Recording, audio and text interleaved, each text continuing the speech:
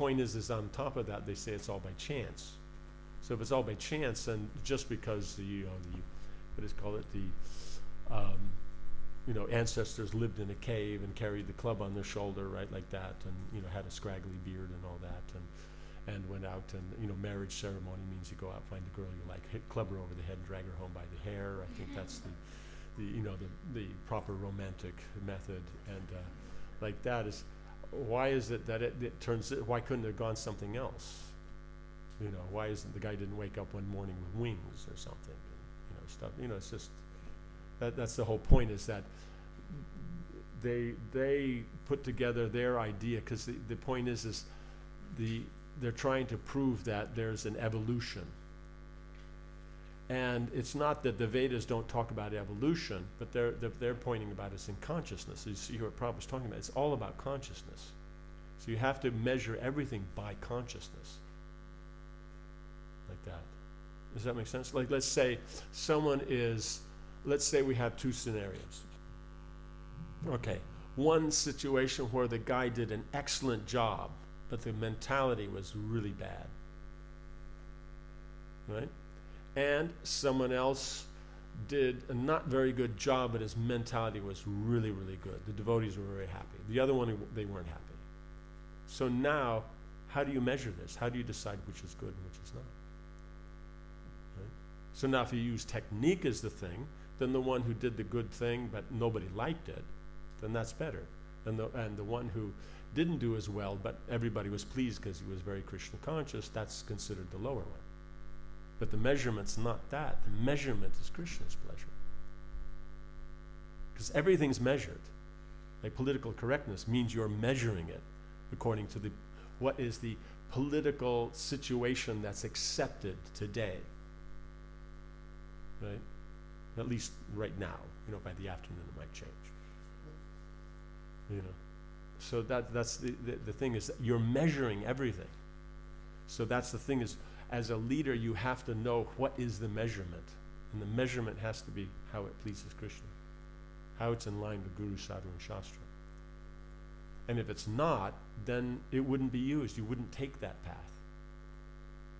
So based on that, they may not take it, because we go back that far, most all devotees will go, oh, that's not good. But if we go into some other things, then they may take certain social constructs and they'll say, no, we should do this. But it's just being said today. But tomorrow it's not said. Yesterday it wasn't said. You know what I'm saying? So then you have the problems that come up based on that. And then being that it's not connected with the Vedas, it's not, and it's only by the morality deemed by, at least some vocal individuals. Even if there's thousands of them, even if there's millions of them, still doesn't make it correct. Does that make sense? Because religion means nature. Like the religion of this piece of furniture here is to hold up books. That's its nature. It doesn't do anything else. You can't hammer nails with it, or use it to scrape down the counter because it's got, a little dirty and stuff like that. It means you could try, but its nature, its religion is to hold up books. Right? So scientifically, religion is science.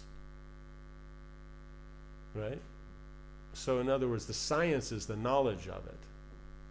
Right? And the religion generally is your practice of it, application. But the point is, religion means the inherent nature of something you can't change. And so that inherent nature is coming from Krishna. So Krishna is religion. Therefore, to go against Krishna conscious principles of religion in lieu of modern, social kind of values, then that's non-theistic. Because religion means it's theistic, it's Krishna. So it's non-theistic, you're going against Krishna. And then somehow another saying, because this group of intellectuals says so, it's right. It's the truth.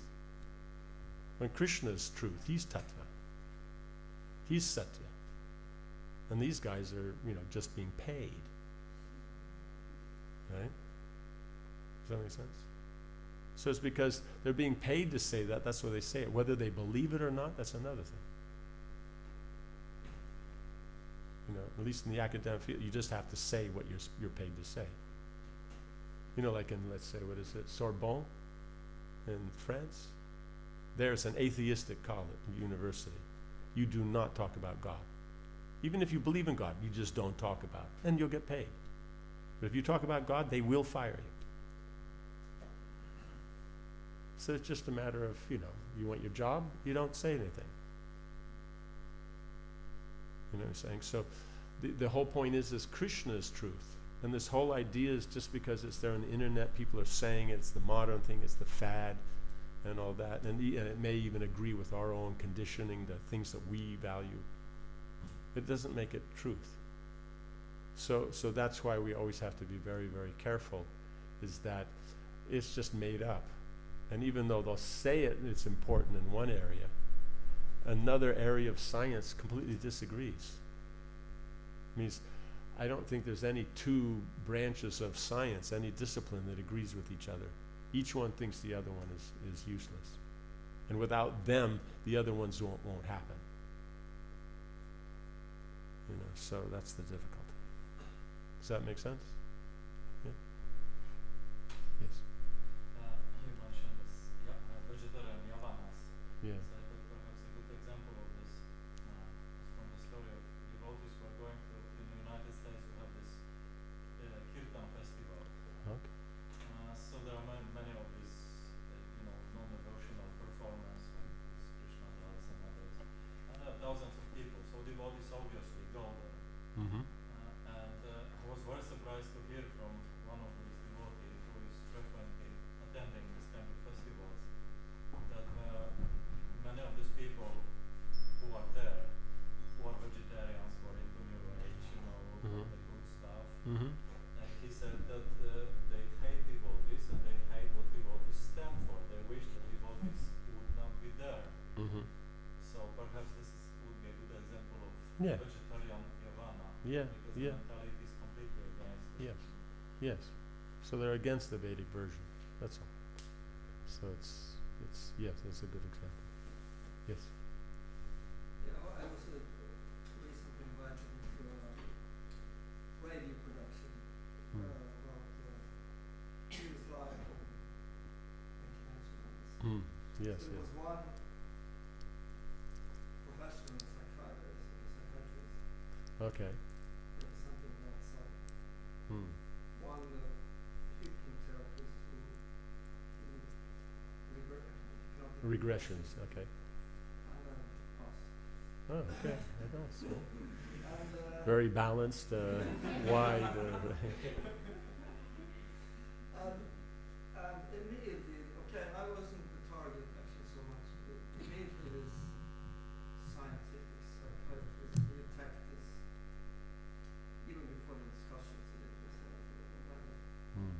like, Yeah, yeah. you know, for, and he, there is no scientific proof, and he was going with this science, and it has not been, done experiments which are scientifically acceptable. Yeah. And this is, and then the discussion went on, and it was a little, I wasn't so much, it was most little fight between these two, and I couldn't get in so much to say, but in the end, but I eventually I got to speak about, the soul's real personality,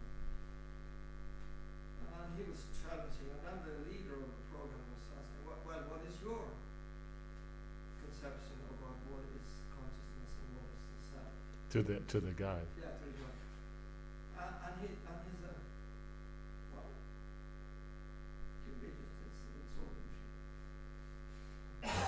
Yeah, but then the point is how is that scientific? It's not proven, right? Yeah, but you have it up like this, he's talking, you have to have science. Yeah, yeah. Oh, No, it's all an illusion. doesn't matter. Yeah. Yeah. So that yeah. That's the yeah. So that's why we don't want to follow. We don't need to follow anyone else, because in this thing is, we have to fit in, but none of them fit in with each other. Like we saw there, there's two people in basically similar areas, but slightly different disciplines. They don't like each other. So then who are we fitting in with? So that's why we have our own measure, and that's what we do. People don't like us at the festival, then fine. But the point is, unless they're a majority, then the kirtan goes on, and all the people who do like it, then they're there. And then those people don't like it, then either they'll get purified by hearing the kirtan, or they'll commit more offense and make themselves more, qualified for more inimical positions. See, this guy, he's professional and he's paid to speak and act like this. But at the bottom, he doesn't believe anything. Yeah, no. That's the whole. Basically, if you don't believe in Vaishnavism, the soul comes from matter. All philosophies. Why? It's just like we use the term Mayavadi in a very general way, but we can also be very specific. It means that there's 6 systems of philosophy, and one of them is Mayavad. Right? But in general, all systems except for the Vaishnavas, then the soul comes from matter. Like that. So it's not discussed. It means even those who are religious, then how is man made, right? Like God took some mud, breathed life into it, and then you had Adam. Right? So still, again, coming from matter. God's making it happen, but so that's the difference. One is saying so it's just happening by chance, but it's still from matter. So that's why if you ask them what's the soul, they don't know if it's the body, if it's the mind, if it's something separate, they don't have no idea. But if you talk about that the soul is there and coming from God, and they don't have a problem with it, but they actually don't really know what it is. So that's the difficulty, is that all philosophies, that's why when Prabhupada says nirvise shunyavadi, that it means everybody. Because they all have some aspect of that there. Because there he's saying, it could be illusion. So that's the nirvise shunyavadi. It just matters how far he's taking illusion. Illusion meaning there's nothingness, or the illusion meaning that it's just all oneness. So one's nirvisation, one's shunyavadi. At the same time, the guy who says that everything is illusion will come to argue for hours. Yeah, like that. So that's the whole point, is that what's the meaning of that. And it won't change his lifestyle. Yes. My brother recently took a religious course, college course, and there was some comparison of Eastern and Western religion. So their kind of conclusion was that in Eastern religions, the soul is impersonal, but in the Western religions, the soul is personal, because you see Billy here. Billy is the one who goes up to heaven and gets the glory and the wings. So therefore, the soul is personal in the West. Okay. It's not. That was the Really? Okay. Yeah. Billy as in Eilish, or? Oh, you didn't know? Huh? Okay. I'm sure they both be happy. Gonna get the wings. Okay. So it's not just the red-colored bulls get wings, right? It's just beyond your pay grade. Okay. Okay. Yes. We were wondering in which direction society is moving. Actually, their latest trend is transhumanism. Transhumanism. They want to combine the machine and the human being. Ultimately, can live for eternally because you combine the brain with the machine, and then it's like Yeah, no, it means always yes. So it's the same kind of mentality. You see, it's the demoniac mentality that they identify with the external feature, as that's them, and so they want to continue that on. But if they won't be able to be successful, so they don't have to. You don't have to worry about it. They think so many things. Before they, was it go back 30 years ago or something, they thought if they freeze you, then, snap freeze, then they can thaw you out later and bring you back to life and stuff like that, So, it doesn't work, but yeah, they'll think like this. It's just like I just saw the other day an ad NASA put up that now it's been 50 years since they went to the moon, so now they're starting a whole thing about going to the moon again. Like that. So, but before they presented it as a more scientific thing, and this time they had like, it's the little ad is presented by about 30 people, of all different, backgrounds, all different ages, all different, like that, and moods and all that kind of, each one speaks one or two words, and it's kind of like all put together like that. So they're trying to make it, accessible. Everybody can get on board with this, So, yeah, that's just, they have nothing better to do. So it's like yeah. It's just like, let's say you have a problem with your leg and you have crutches. That's already the beginning of cyborg. It's just not so sophisticated, that's all. You know what I'm saying? So you go back, the Greeks had cyborgs already.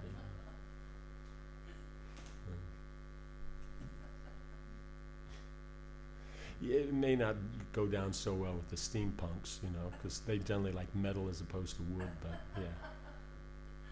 Is that okay? Yeah. Okay. Yes.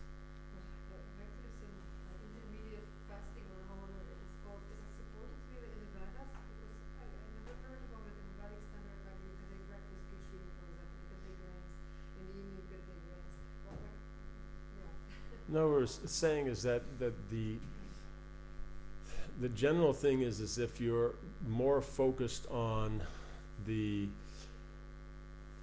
they say, the detached aspect of spiritual life, then you're going to go with grains once a day. Like that. Doesn't mean you can't eat more than that, but more than that means you're eating vegetables or fruits or milk or things like that, and depending on how you put it together. Like we'll have our breakfast and lunch, and then at night drink some milk. So technically that's the same system as what they're calling now intermediate fasting. We've been doing it since the 70s in ISKCON. That was just the normal standard. You didn't eat a meal at night. Those who are more into enjoying themselves than that, they'll eat grains all day, but it has more of an effect. It's how you say, the body won't be as peaceful and things like that. But not that you can't use it and be Krishna conscious. It's just, we're just saying is that, what I'm meaning is that these techniques have always been there. But nowadays, by observation, they see it, and then they see that they've invented something new. But devotees have been doing that for the last 50 years. You know what I'm saying? And that works nicely for them. Does that make sense? So it's the same principle. So whether they're eating 1 time grains or 2 times grains, but they're generally eating breakfast and lunch, no dinner. Does that make sense? So if you want to eat outside of that, then it will be something not grains. Does that make sense? And then if within that, if you want to restrict it, you make it 1 time grains. It makes it easier. Like that. But the principle is the same. So anything that works is Vedic. The difficulty is that because it's all being done by these, modern scientific method, it's simply what they observe. And so they have a certain number, I think it needs to be for scientific, it has to have a certain number of cases.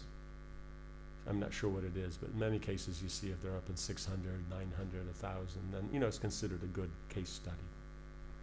But you technically could go do case studies on 1,000 people, let's say here in Helsinki, but you go through, and what happens if all 1,000 of those belong to the same group? Then you're going to come up with your scientific theory that you're going to say is now general for everybody, but it only applies to a certain group. So the point is that they're just going by observation. So the Vedas, it's the truth is already there because it's given by Krishna. The person who made the material world tells you how it works. Now you can take that and observe it. So it's not that the scientific mind won't be satisfied, but it's this: they never take anything from the Vedas and try to scientifically observe it.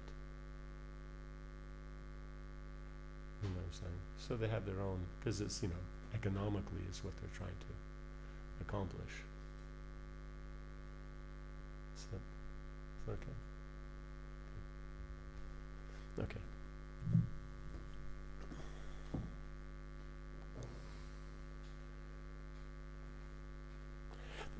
The people of this age will not perform any sacrifice. The mlecha population, because sacrifice means then you're regulating your life. People don't want to regulate their life, right? Because sacrifice means you're voluntarily giving up something for the benefit of someone else, right? So either sacrificing for the family, sacrificing for the community, the nation, sacrificing for, how you say, liberation, sacrificing for pleasing Krishna. So people don't like the sacrifice. It's just about themselves. So if it's just doing something for yourself, that's not sacrifice. That makes sense. Probably gives the example. The girls out in the cold weather, scantily dressed, even though that's austerity, it's austerity in the mode of ignorance. So you don't get any benefit for that. They might become a good-looking polar bear, but.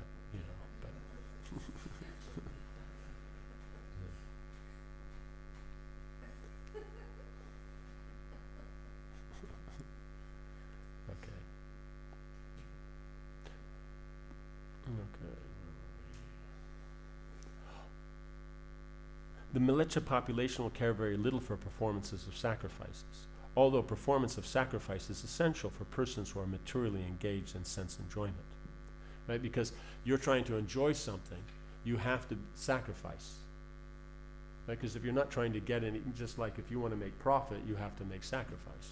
You make no sacrifice and get no profit.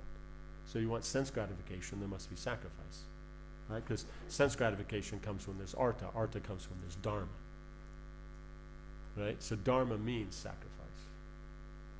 Right? Religion means sacrifice.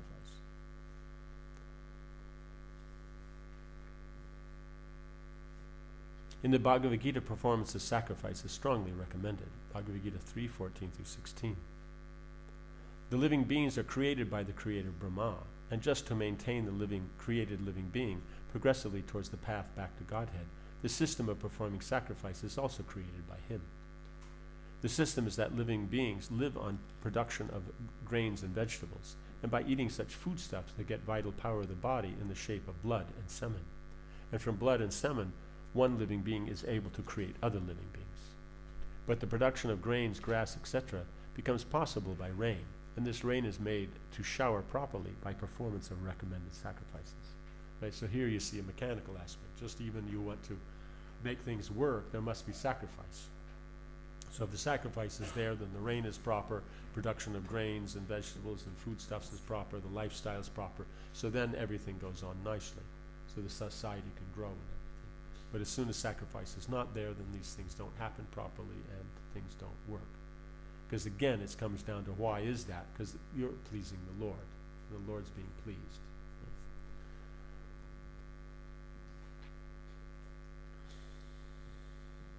Such sacrifices are directed by the rites of the Vedas, namely Sama, Yajna, Rig, and Atharva.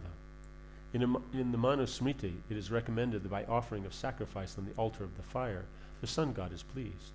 When the sun god is pleased, he properly collects water from the sea, and thus sufficient clouds collect on the horizon and rains fall. After sufficient rains fall, there is sufficient production of grains for men and all animals, and thus there is energy in the living being for progressive activity.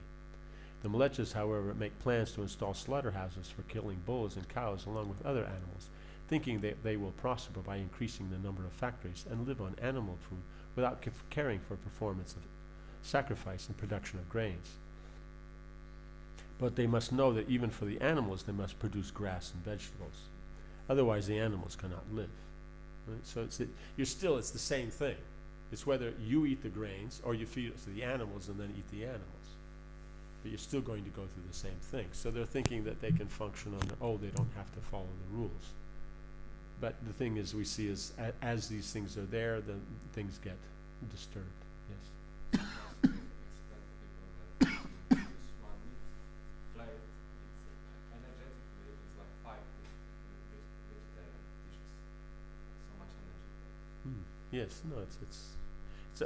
It's not efficient. So in a scientific community where it's about efficiency and this, like we're very careful about the electricity and this and that, but we're not in this area because it deals with sense gratification. No one wants to be regulated. So that's all. So that's why we're saying is that in this case, the malechas in this case means they're not following sacrifice. So that's why they're called malechas. Those who are following sacrifice but are meat eaters, then they're not counted as malechas because it's regulated. Does that make sense? Like that. But here is that people just go against, it's called the yugas, so they go against sacrifice. They go against anything that's going to be a restriction in their lifestyle. So we have to be very careful not to cater to that. Right? We can accommodate the people who are starting from there, but we don't adjust our philosophy so that it doesn't, it doesn't have these restrictions. It's just like Prabhu was mentioning, political correctness means you're restricted in what words you can use, in which context. So restriction is there. But if we say restriction by the Vedic, that's not proper, you're restricting. But political correctness is so restricting. A politically correct person, you cannot have a conversation. Because practically every third word you say is politically incorrect. And you can't keep up with, like that. Unless you're on the internet quite a bit, then you won't know what's the latest political correctness. But even that doesn't hamper them being politically correct, even if it's the political correctness they're talking about is still from the 90s.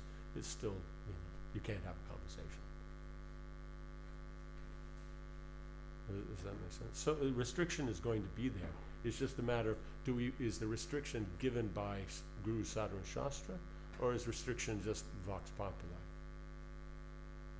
Right? And vox populi means what intellectuals are able to speak loud enough to catch others, and present in such a way it sounds great. So, yeah. Yes. Well, it said that if there is no sacrifice, there is no meaning, there is no meaning. What is it? Because people are maybe, as far as I know, people are not so religious. So, but you still get rain. Yes, it's Okay. And how much grain does Finland produce? 3 grams. 3 grains. Okay, but enough to sustain the whole country? No, Or- not 3 grams, literally. Oh, three grains. Okay. Yeah, he meant 3 grains means 3 individual kernels. Good year. Yeah, the good year. You understand is that basically most of what you're eating is imported. So even if there's rain, is it producing grains? Because somehow or another grains don't grow in snow. Amazingly enough, that they just don't. Unless you count reindeer as grains, then you're doing quite well. You know what I'm saying? Does it seem like that country has to produce it? Otherwise, what's the meaning of it? But it's just saying, it's just like the human life is meant for moving forward in God consciousness, right? So, in one sense, even though it's not nicely following, it doesn't follow the Vedic tradition, but do we find that a lot of people here have kind of a religious sentiment or support the state religion or some religion accepted by the state? Finland, they do. In Sweden, they don't. Yeah, Sweden's another thing. So Finland, you have to understand it's different. It means that they had a state religion. I think in like Denmark, Sweden, they don't. Like it was being explained that the that the priests in Denmark, they can't speak on behalf of the church. They can speak on behalf of the state, not the church. You know what I'm saying? So here is that the church is there, it's respected, people follow and all of that. So many are still following the old tradition that they've been following for, hundreds of years. That's starting to go.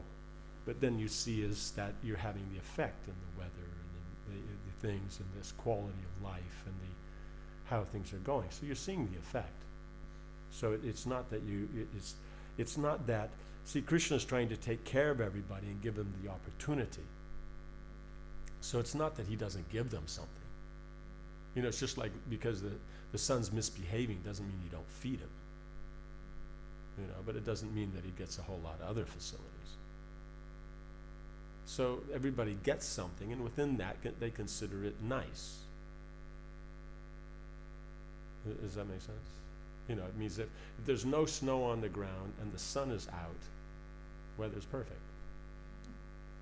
You know what I'm saying? The ice is not on the river, then it's good for, bathing.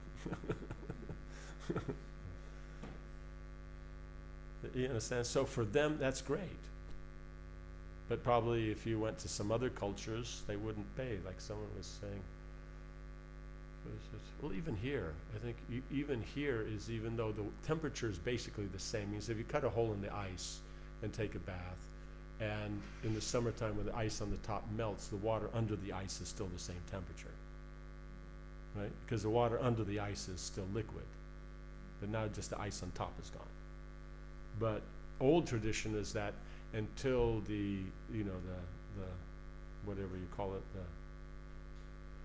the longest day,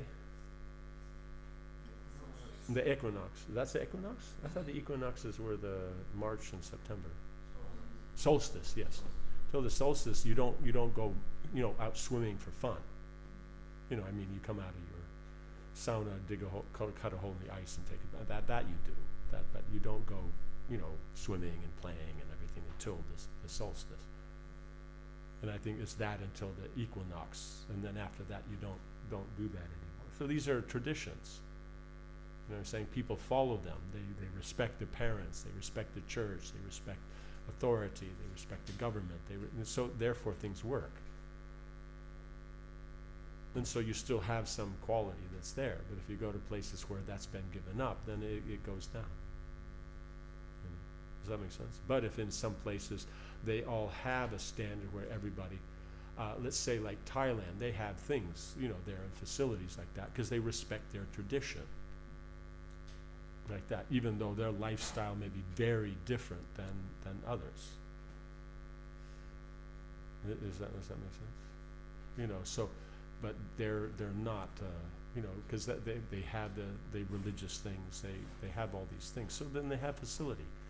So when you lose these basic things of respect, cleanliness, all these different things, then that's when your regulation. That's then when you see that everything falls apart. And as we get in places that are more contemporary, more up to date, and all these kind of things, there's less and less satisfaction, even though they can do a wider range of things. Does that make sense? So you don't hear that these cultures that are doing this get any better, any nicer, right? Because it's considered, everything runs normally and peacefully and all that. It's boring. It has to be total anxiety. Then it's exciting. Does that make sense? So the whole point of discussing these is it's not that we're really worried about what the other's doing. It's that we don't become affected by them. And we also appreciate that if they want to know why they're suffering, this is why. So they're not following these things. They have it, so something's going on. So it's not that you're going to have the element that the devotees, everything is perfect and it's like the heavenly planets, and if you're not a devotee, then everything's like completely, absolutely hellish. By our definition. Right? The Prabhupada's definition, what's going on here, this is hellish, right? He went to London and he said it's hell.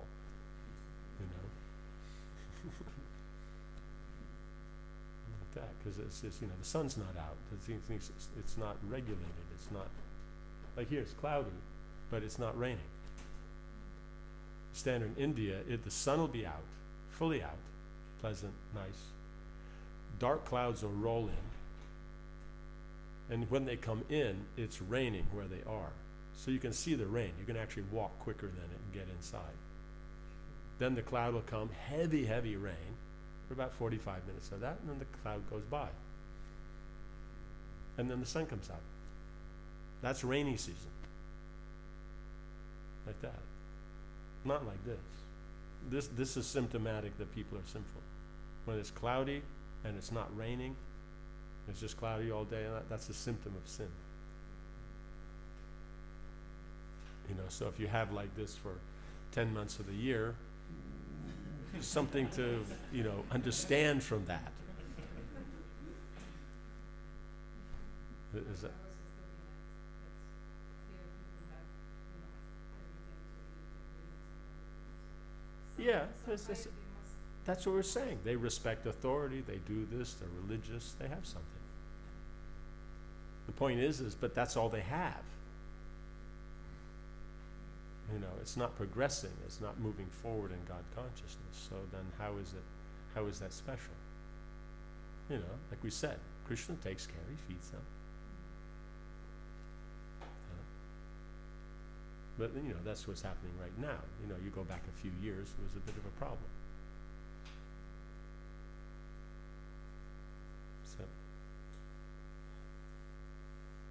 So in other words, it's not black and white. The whole point is that you're just maintaining, Krishna's maintaining the creation. So he's taking care of the animals. Why is the living entity an animal body? Because they're sinful. But he maintains them. So why wouldn't he maintain the Malechas and Yavanas and Chandalas? He'll maintain them also. But it doesn't mean that there's not anxiety, there's not suffering, there's not all these things. So even they have all these nice things to eat, it's not that they're not suffering.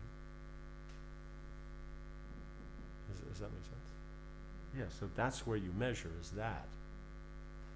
Not, it's prosperous, it's nice. On some levels you could say. On other levels some would say it's not. So, yeah. So, yes. Michelle, is it correct that when one comes to human life, one gets 7 lifetimes as a chance as a human? Just Krishna gives this chance. Oh, human life, okay. Yeah. Yes. Is it true? 7 lives? And you don't get so much reactions, but the 7th life, you get a lot of reactions for all the sins which one has accumulated. Yeah, but the point is that if you started off as Brahmas, that's life 1. And then after that, then it's Prajapatis, that's 2. Then the great sages, that's 3. So our position now, you're looking at millions and millions of lifetimes. So even if that is true, our 7 lifetimes is gone. Who knows how many lifetimes of Brahma ago? So it's not now. Like that. So I wouldn't bank on that one. Yeah. But I'm just thinking of the support it's kind of quite nice, relatively nice. Oh, that's there. Yeah, but that's there. It's just that Krishna maintains them. So they'll consider, like one Finnish gentleman was saying, is that one of the elements of the Finnish culture is they just adjust. So for them, winter's freezing, but for them it's okay. And the spring is, what it is, and it's okay. And the summer is as good as it gets. It's like, this is summer, and they're okay. And then fall, you have the nice colors and that, they're okay. So they just, that's conditioning. So the Krishna allows them, one is that gives them so they're conditioned to that. They like that. If you take a polar bear down to the Bahamas, he will not like it. You know what I'm saying? And if you take that, surfer guy down to the Bahamas up to the North Pole, he's not going to like it either. So it's just a matter of people are conditioned to the 8,400,000 species, and so everybody has their place where it is the perfect place for them. And so they like it, and so that's all. So it's, the birds are out there, they like it, so it's just, It's the same thing. Everybody is taken care of. But the point is if you don't progress, then you will be well adjusted to the local environment. You will be that squirrel out there, or that bird out there, or that reindeer or something. Does that make sense? So the whole idea is that how to make Krishna conscious available so that you can move forward. Right? So that means you have to be able to accommodate in about pleasing Krishna, because if we're just going to follow the Vedas, but that will move us up through the cycle of samsara, but won't get us out of that. Or even if we follow it for liberation, we may get liberated, but we'll come back into the material world. So it's only devotional service will take us beyond. So that's why everything has to be measured in units of how it's supportive, directly or indirectly, of Krishna consciousness, as given by Guru, Sadhana, and Shastra. Does that make sense? Yes. Yes. This understanding Krishna is maintaining even the inimical living beings, is that behind the instruction of Srila Bhaktisiddhanta Saraswati Thakur that we should not criticize anyone? Yes, basically. Because the point is means the critical aspect. What's the point of the critical aspect? Right? Means you could go on criticizing all day, the position, but what's the point? Why is it a bad position? Why is the position of the Millennium Yavanas? What's wrong with it? What's the actual problem? Yes. It's not centered on Krishna. That's the whole point. It's not centered on Krishna. That's why it's bad. So when we say Milesha and Yavana, it's in connection with Krishna, just like Prabhupada was saying about the Varnashram. It's all in consideration of Krishna. Like the Brahmin, he has to follow the rules and all that if he's going to be a Brahmin, right? Because Brahmins and Kshatriyas, it's by qualities. It's not by what they're doing, it's by the qualities. Then naturally with those qualities, they do certain things. So then it's that you have that complete position there, but then when you bring in that passion, it's that plus a little bit more. So there's a little bit more baggage than just that connection to Krishna. Then the Vaishya, it's more baggage. The Shudra, it's more baggage. Right? So even though it's recommended, it's still, it has a problem. But then when you drop down out of that, now you're moving from the Vedic culture, then it becomes even less progressive. Because like we were saying there, no idea. Here's an intellectual. I'm sure the guy who's there, he's a PhD and stuff like that. Otherwise, why would they have them there? So that's the thing, is that they have no idea.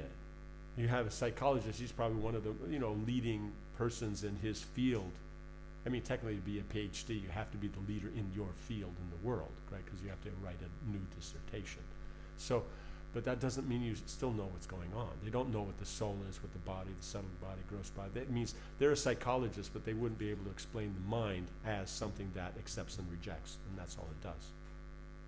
No question of it. Or how actually reasoning goes on. The metaphysics of it is that they don't know. They just know what they've observed. And so they've caught some things that are correct and some things are not, and they put it together in some weird way. And, it's like that. Does that make sense? So that's the whole point, is that it's all that one has to see, is that it's the measurement is its relationship to Krishna.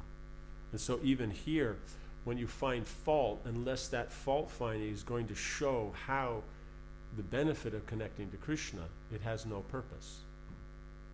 So fault finding is given up, because we're not. It's not about it's. Because if we take it, it's wrong based on what? Right? So it's either it's wrong because it's not connected to Krishna, or it's going to be wrong because the religion doesn't accept it, or society doesn't accept it, or my group of people don't accept it, or political correctness doesn't accept it, or how you say Wall Street Journal doesn't accept it, or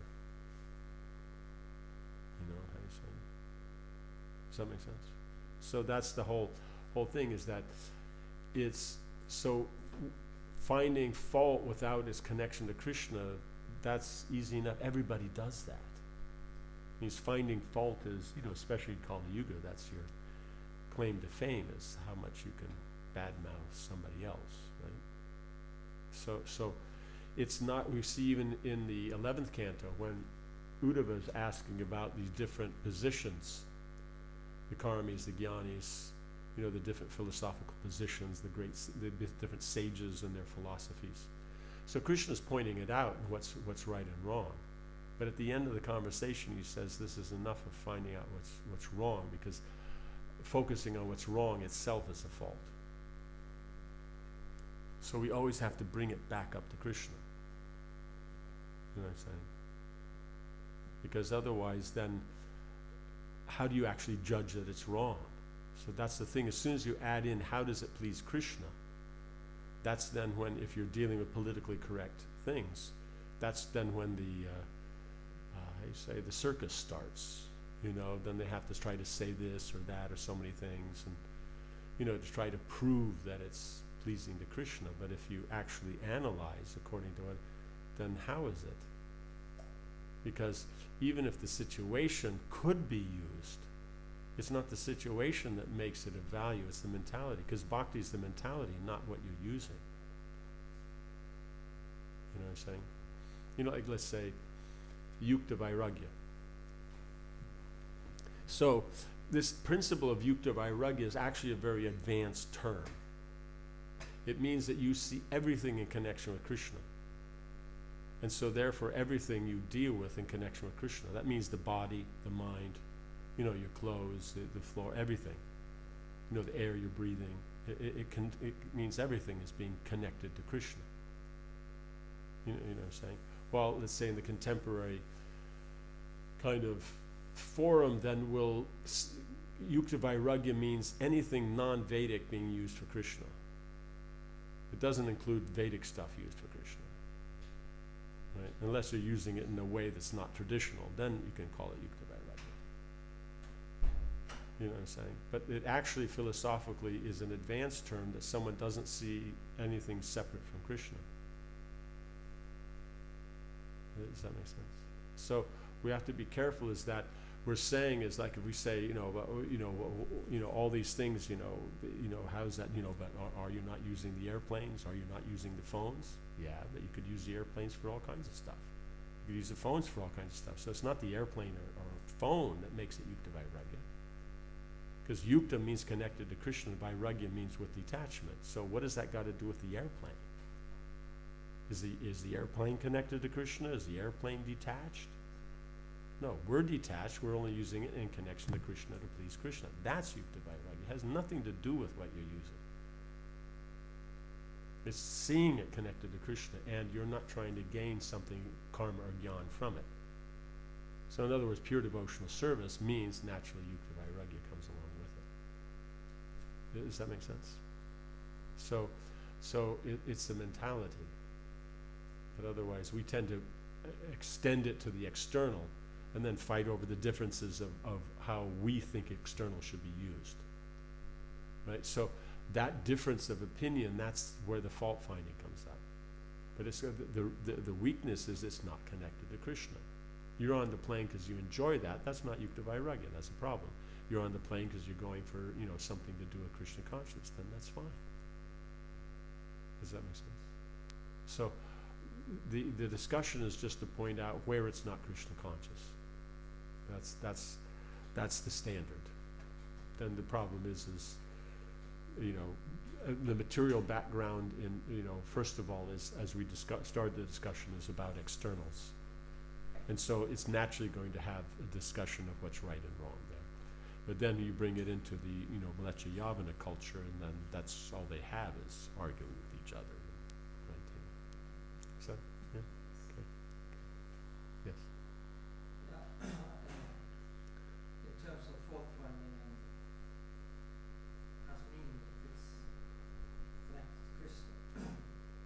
So it came to my mind some of the songs of the Charvas. Mm. It's just you could say it's just a whole series of self-condemnation Mm. and just a listing of faults. Mm. Mm. Many verses. Mm-hmm. But then comes the last. Yes, that's the point. You are so merciful. Yeah, it's all about, the point is them pointing that out means that I'm disqualified, I'm not thinking of you. So the context is these bad qualities are symptoms of their lack of God consciousness. But because he is so kind and so merciful to, like that, then therefore he's the only shelter. And it's only by his grace that we can get anything. So the context is always it's not good because of its relationship to Krishna, or lack of relationship to Krishna. Yes, so that's the point. So there's no mode of ignorance there. They know, it says, because otherwise if I'm identifying, oh, I'm so bad, but I'm not. The soul is liberated. The soul is eternal. Where's the bad? Not Krishna conscious. No, that's a problem. Like that, because then they're not happy. Krishna's not happy. But as soon as you but they're always doing it in the context of Krishna, so there's no problem of there's no mode of ignorance. It's not how you say, insecurity. There's no insecurity, because you see there is that they're very confident that Krishna is merciful. That's one of the the symptoms of advanced devotion, is that confidence that Krishna is going to take care, because he is anyway. Everything's going on. Like that. Does that make sense? Yes. Srimad Bhagavatam, there is a description of Vilas Varga, the subterranean heavens. Right. And it is stated very clearly that the level of opulence and sense enjoyment is higher than in Svargaloka. Yes. But practically speaking, I never heard any devotees or non-devotees explaining how this living into his demoniac mentality get rewarded with such a materialistic results which are desired by everybody. And my second question is, even in India, why materialistic people aim for Svargaloka, not for Vilas Varga, if it's simple equation. If I'm going for pleasure, why not to go for the max pleasure? Okay. Why bother with something lesser?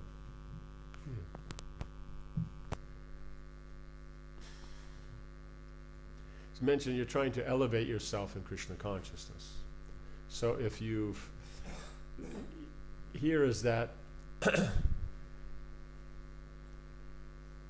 getting pious results, in other words, material facilities, material sense gratification, is a result of pious activity.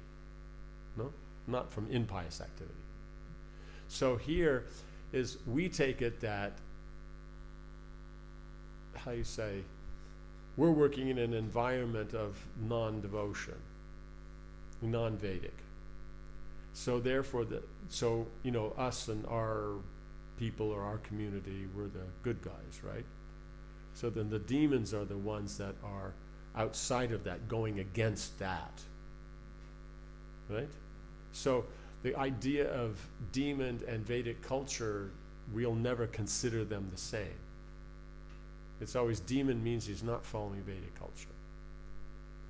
But the point is demon means they don't depend upon the Lord. They don't care about the Lord. While Sura, or demigod, means they care about the Lord, the devotees. So the demigods are all devotees. And the demons are not devotees. But they performed pious activities to get whatever they did. So they all followed the Vedas to gain whatever they gain in those positions. But since the demigods, it's about service to the Lord, then they want the material facilities, because being neophytes, they have a tendency towards the how you say, material engagement, attachment. But there's also the consideration of the work for the Lord, and they manage the universe. And they know that Krishna is behind it all. Whether they remember him regularly or not, it's another thing. But so they're engaged in their activities, their responsibilities, and all that. So that means there's less time for sense gratification, even though the amount that they have is much greater than here.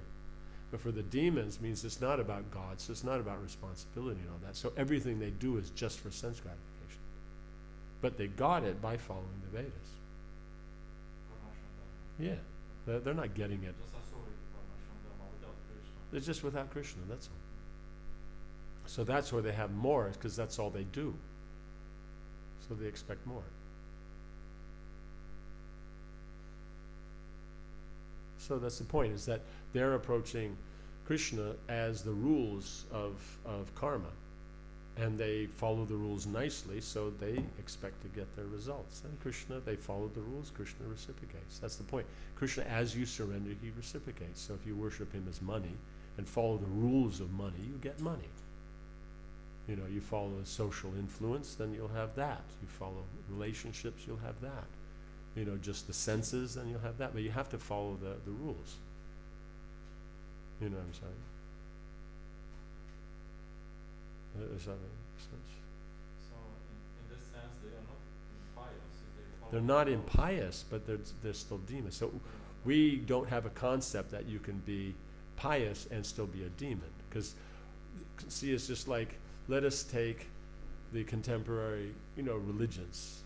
Then by looking at that, or the world religions, is if someone is very good, and has good qualities, and is selfless towards others, will that simply be seen as piety, as good qualities, or will it be possibly seen as spiritual? Yeah. Be spiritual. Otherwise, how do you do work for others and not care for yourself? You have to be spiritual. They can't define really spiritual, so they just take high quality karma as spiritual. And so this platform getting onto Vijnana Moy, where they understand the soul and this and that kind of thing, they never get to that. Means those in Varnashram know they're not the body, they're the soul. But they just use it for sense gratification. You know what I'm saying? So even though they know they're not, but they're still taking advantage of it. So it's just a matter of, we don't generally put those together. We think that, if somebody, Krishna consciousness would be so much nicer if everybody cared and everybody was conscientious and we had community and that. Wouldn't Krishna consciousness be fabulous? But what does that got to do with Krishna consciousness? Krishna consciousness is being Krishna conscious. And if you're Krishna conscious, then you see all living entities connected to Krishna. Therefore, you have affection for all living entities. Therefore, all the things you're looking for are in Krishna consciousness. What if you say, if everybody was nice, where is that community? Where is it on the planet? We'll say, but the Mormons this, or the Amish that, or, somehow or another they'll always mention them, but we won't follow any regulation that they follow. Right? Did I understand correctly, from the Vedic perspective, to say pious demon, such a thing exists? Yeah. I mean, how does Hiranyakashipu get to the platform that he's at? Did he go down to the disco and dance all night? And because he was dancing so wildly at the end of the night, Lord Brahma appeared and said, "Stop dancing, I can't handle it anymore," He was there doing austerities according to the rules of Scripture, standing on his toes, and he's worshiping Brahma, he's following the rules. Just problem comes is once he gets in charge, he does what he likes, He likes fruit trees to always give fruit, so it doesn't matter the season, they have to give fruit. So he starts doing stuff like that. But, from doing that, he has the yogic siddhis that he can do stuff like that. But the problem is that, it doesn't work out so well for him at the end. So if he just lives his life like that, or Ravana could have spent his whole life in Lanka, living, very long time. But instead, he has to go take Ram's wife. Prabhupada said that's his only fault. You know what I'm saying? As far as the religious principles go, that's the only fault he made. We're not saying that he's a devotee. We're just saying that's the. If we're talking for a material fault, that's the fault. So they're living their lifestyle, and they're like that. Rakshasas eat people. It's just that's what they do. Right? You know what I'm saying? Rakshasa doesn't get a reaction for eating people because they're Rakshasas. They eat people. Now, if he doesn't eat people for the purpose of trying to elevate himself in God consciousness, then he'll get that benefit. But he's not going to get any sin for eating people. So if on Lanka they eat people, it's not a problem. You know what I'm saying? So he'll be there and all that. And so then, life would go, but then he does something that's not God conscious. So then, opposed to God conscious. So then now it starts to have an effect. So he's done his piety, it'll run that lifetime, and then it'll run out. So, like before, I was saying that they have facilities here. But that means they have some piety from before that they have facilities. So they have all the nice facilities, but it just comes along with a bit of snow. But they have the facilities. You know what I'm saying? Somewhere else it's snow on the ground, you don't get avocados. But here it doesn't matter, the snow, you still get avocados. So that means it's a mix. They have a piety that they have this facility, so that's from previous lives. At the same time as that they're here. And so that means there's that. So it's always mixed. Everywhere is mixed. Is that? Yeah. So it's just a matter of understanding that religiosity can be used for, dharma, artha, kama, or moksha. And we're showing for Daiva Varnashram how to use it for bhakti. So it's the same thing.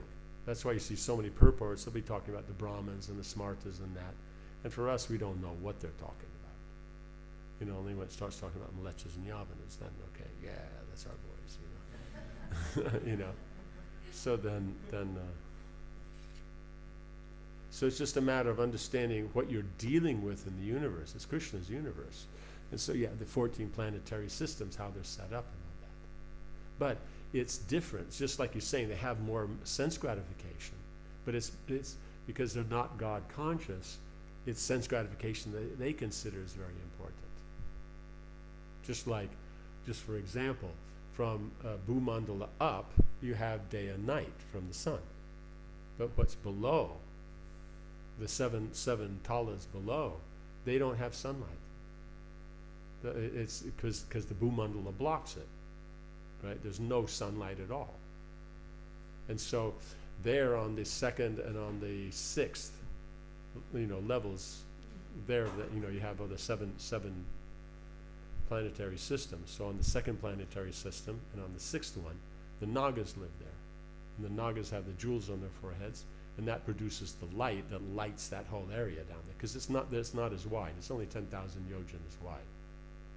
So the 80,000 miles wide. One of those talas. So Sutala is only 80,000 miles wide. Right? So then from that, the light can go out and light everything. Well, like Bhumandala, it's fully all the way across. There's just a little gap at the edge. Does that make sense? So it's enough that they get light. So then it's like being in a mall. These inside malls. They're always bright and light and designed for sense gratification. So that's how they live. So it'd be like living your life in Dubai Mall or something. Now I'm reading the Srila Bhaktisiddhanta Vaibhava, and it's, having a upbringing in Catholicism, it's so difficult to read, to understand how Srila Bhaktisiddhanta, basically from material point of view, some people he was fighting against were perfect. There were saints, but there was one philosophical mistake somewhere.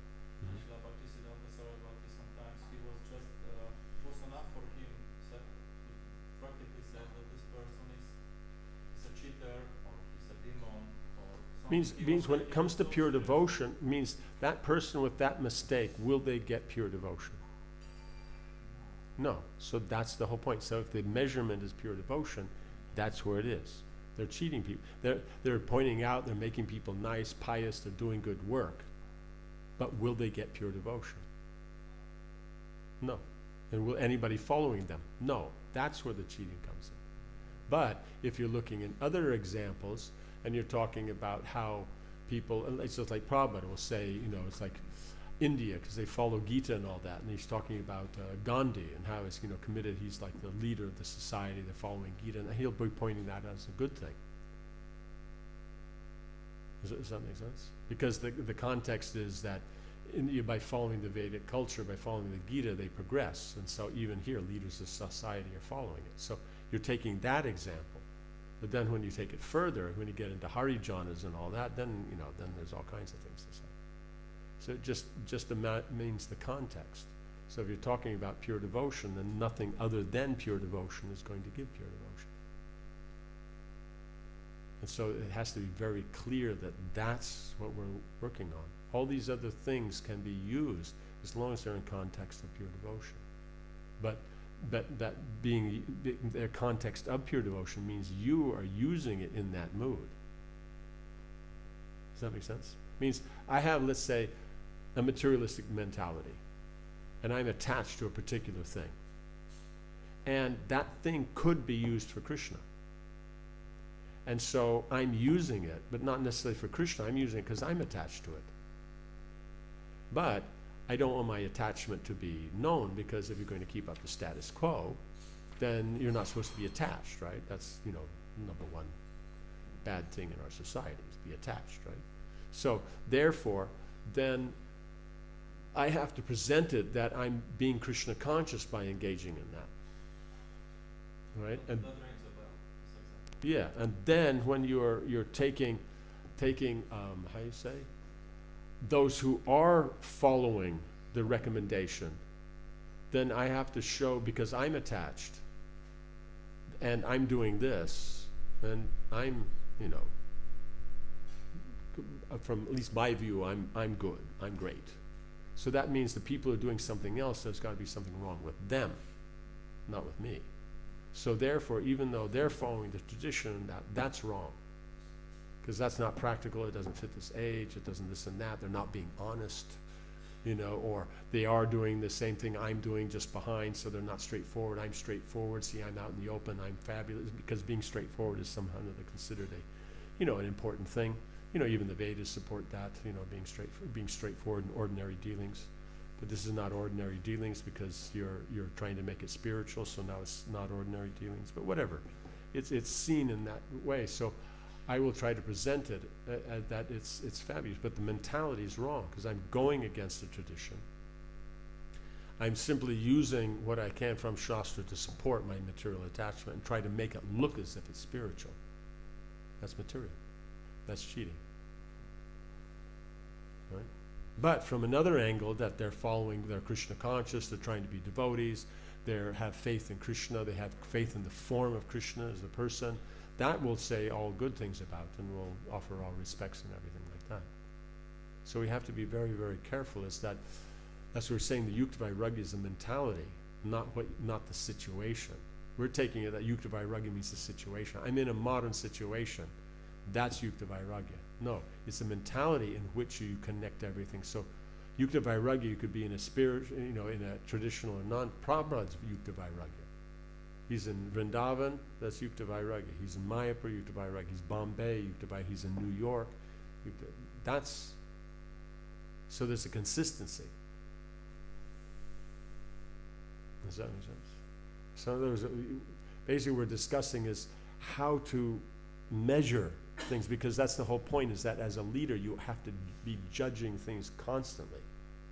What's right, what's wrong, what to do. You have to be able to catch it. What is the method of measuring?